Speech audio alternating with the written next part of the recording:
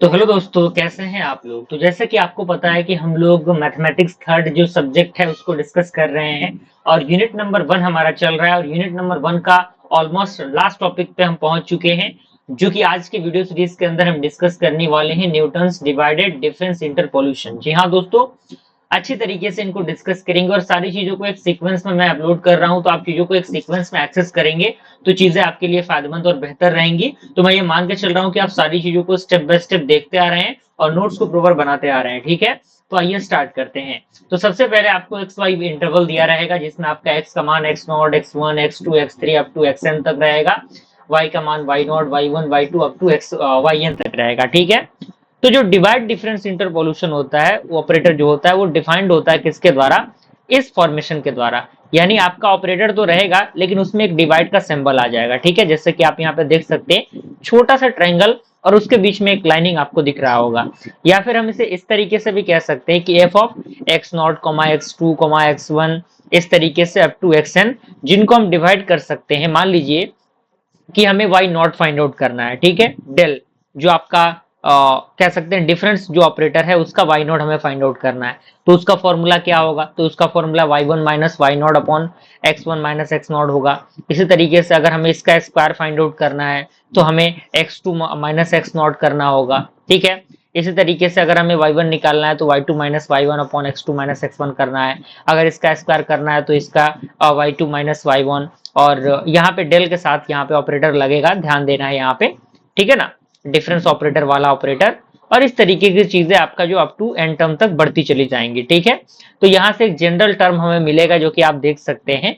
और आपको ये पता ही है कि हम f of x one y one के लिए लिखते हैं और f of x zero y zero के लिए लिखते हैं। तो सारी चीजें आपके सामने दी ही हुई हैं, कोई दिक्कत नहीं है। अब यहाँ पे फॉर्मेशन टेबल कैसे क्रिएट का होगा, तो यहाँ पे एक छोटा सा आपके सामने मैं इसको थोड़ा सा रोटेट कर दे रहा हूँ ताकि चीजें थोड़ी सी क्लियर एंड कट दिखाई दें।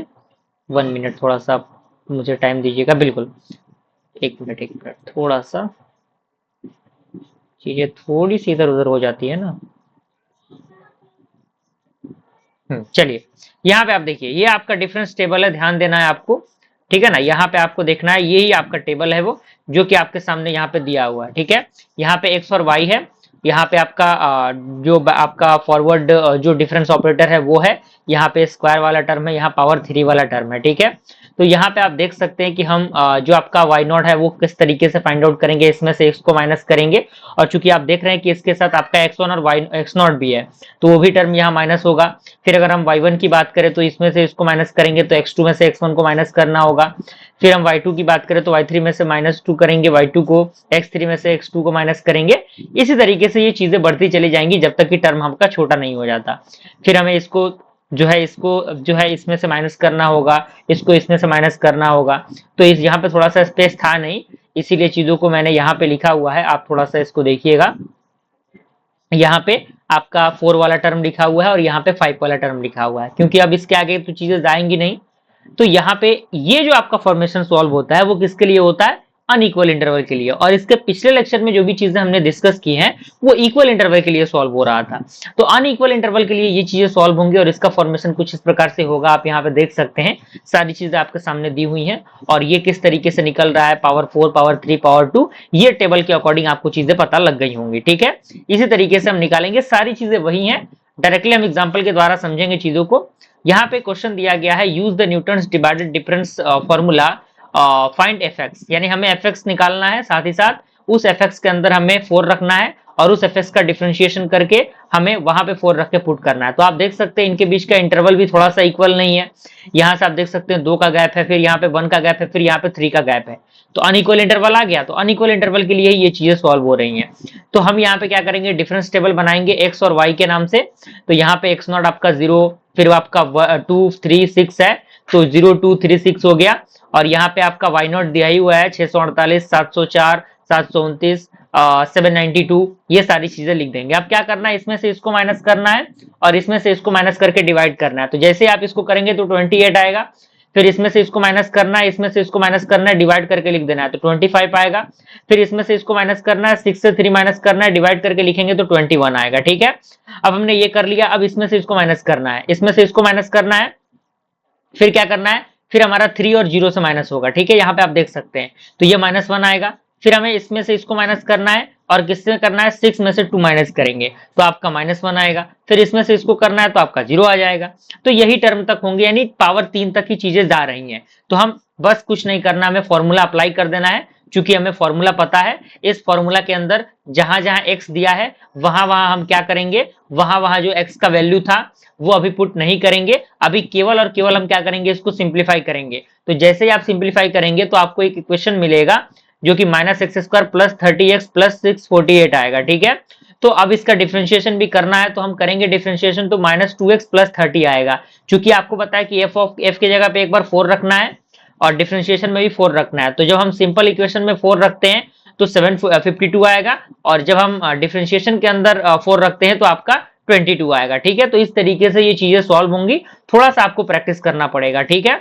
तो ये चीजें हैं, क्लियर है। उसके बाद ओके, तो यहाँ पे एक और आपके सामने एक फॉर्मेशन दिख रहा होगा, interpolation for unequal interval. Unequal interval के लिए हम कुछ इस प्रकार से चीजें यूज करते हैं, ठीक है। ये चीजें आपके सामने दी गई है, ये एक छोटा सा फॉर्मूला है, छोटा सा। अब इसको देख के डरने की जरूरत नहीं है, कुछ नहीं है, बस इसके अंदर फॉर्मूला को हमें याद करना है, वैल्यू को पुट करने हमें आना चाहिए, बस, और कुछ नहीं है इसके अंदर।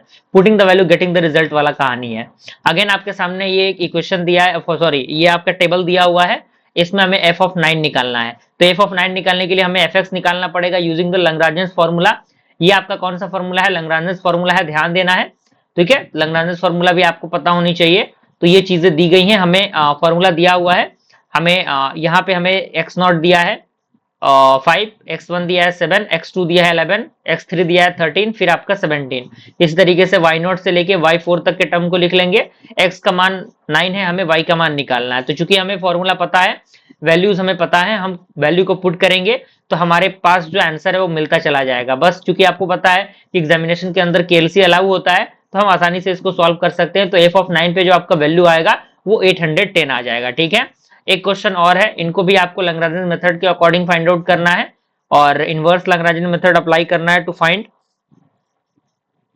तो यहाँ पे आपके सामने ये सारी चीजें दी गई हैं, x0 से लेके x3 तक के टर्म है, यहाँ पे y0 से लेके y3 तक के टर्म्स है, ठीक है। बाय द इनवर्स लैग्रांज की इनवर्स फॉर्मेशन के अकॉर्डिंग ये फॉर्मूला बनेगा, और इस फॉर्मूला में बस वैल्यू को पुट करना है, और जैसे आप सिंप्लीफाई करेंगे इसको तो आपको वैल्यू मिल जाएगा, ठीक है। तो इसी तरीके से हमारा जो पहला यूनिट है वो कंप्लीट होता है। अच्छी तरीके से इनको देखना है, कंप्लीट करना है, और इन पे बेस्ड जो न्यूमेरिकल क्वेश्चंस होते हैं उनको प्रैक्टिस करना है।